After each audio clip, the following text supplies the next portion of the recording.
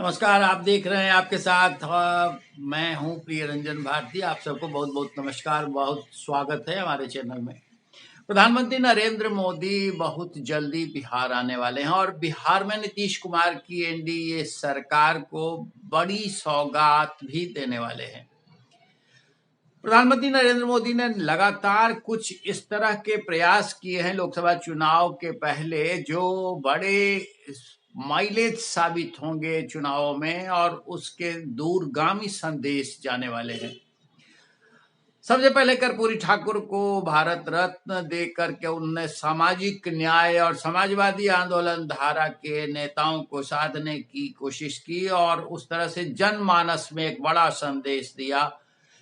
कर्पूरी ठाकुर के बाद फिर अब चौधरी चरण सिंह और फिर बाकी उप प्रधानमंत्री लाल कृष्ण आडवाणी को सम्मानित करने का, सर्वोच्च सम्मान देने का फैसला वाकई एनडीए सरकार के लिए और प्रधानमंत्री नरेंद्र मोदी के लिए बहुत ही उदारवादी कदम साबित होने वाला है आने वाला चुनाव में।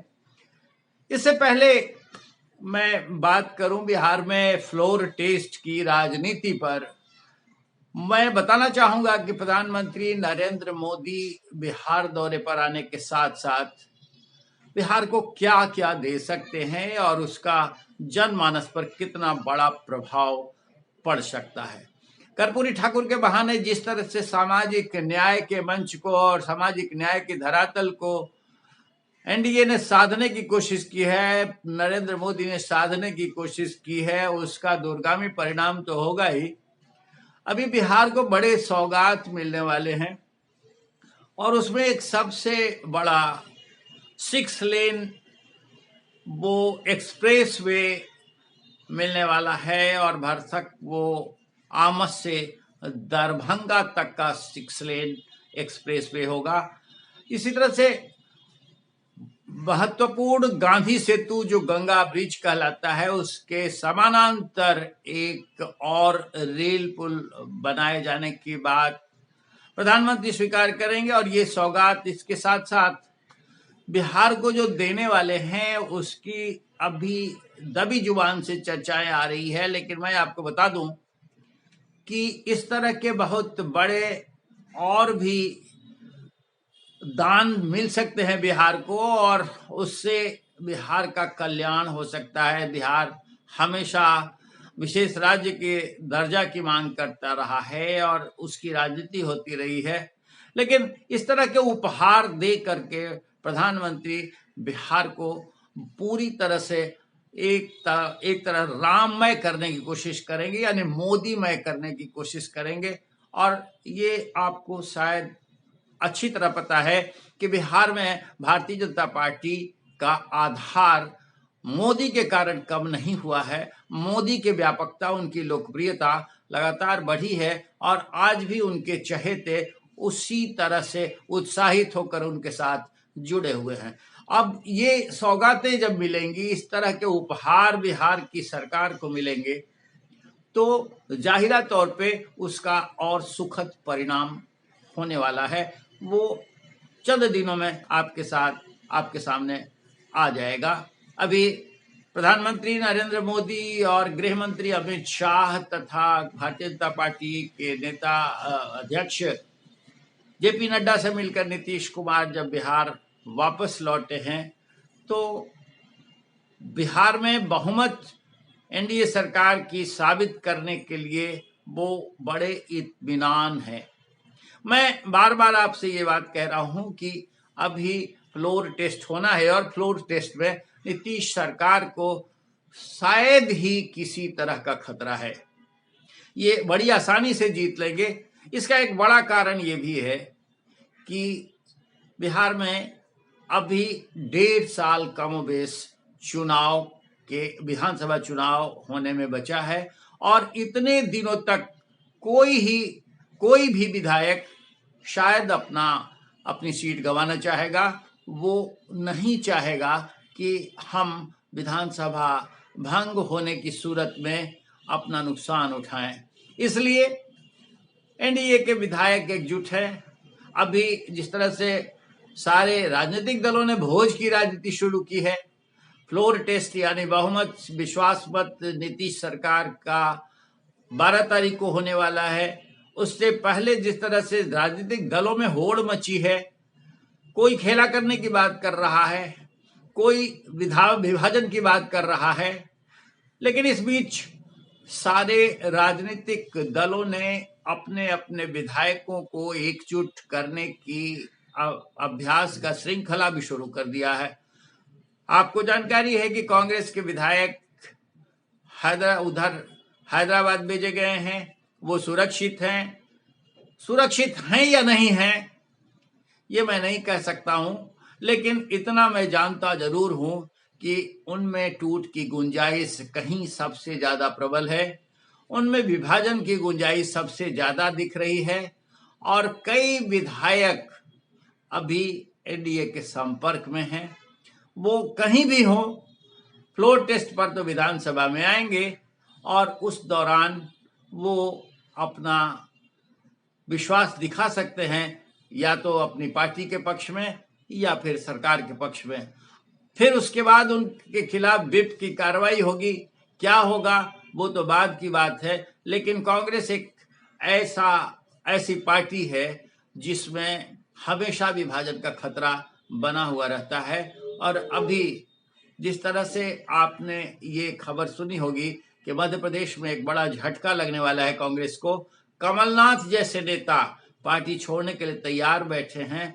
उसमें ऐसे विधायक जिनके वोटों का समीकरण आरजेडी के साथ यानी राष्ट्रीय जनता दल के वोट समीकरण के साथ मेल नहीं खाता है, वो निश्चित रूप से भारतीय जनता पार्टी और जदयू गठबंधन के साथ अपना तालमेल, अपना समीकरण बिठाना चाहेंगे और वैसे विधायक बहुतेरे संपर्क में हैं। इधर जनता दल यू को लेकर के भी कयास लगाए जा रहे हैं। आज मंत्री श्रवण कुमार के आवास पर पार्टी विधायकों और कार्यकर्ताओं को भोज रखा गया था। उसमें कुछ विधायक देर से पहुंचे।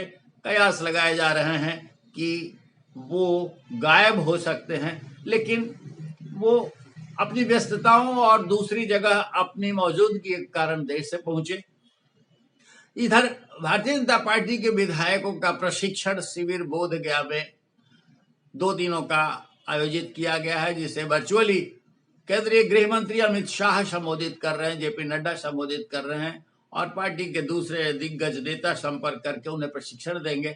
इसे लेकर के ये कयास लगाए जा रहे हैं कि भारतीय जनता पार्टी भी अपने विधायकों को सुरक्षित रखने के लिए 2 दिन के प्रवास पर रख रही है, लेकिन उनमें काफी भूचाल आना है।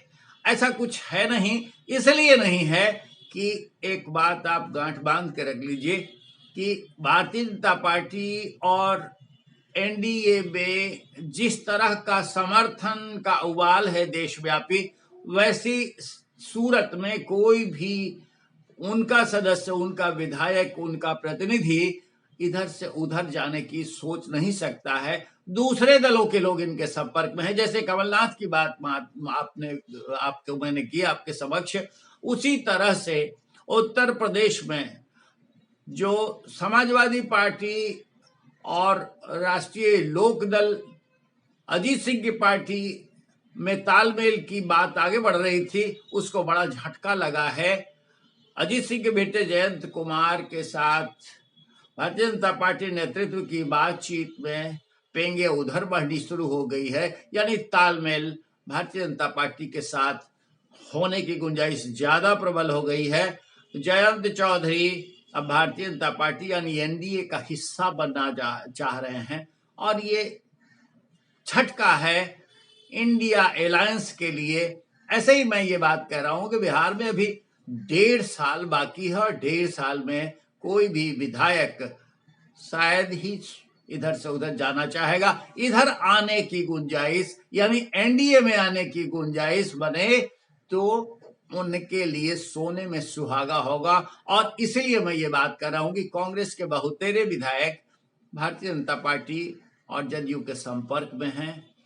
आरजेडी यानी लालू प्रसाद यादव की पार्टी जिस तरह से दावा कर रही है कि कई विधायक भारतीय जनता पार्टी के उसके संपर्क में हैं, तो वो गफलत में है और इस तरह से एक भ्रम फैलाने की कोशिश की जा रही है।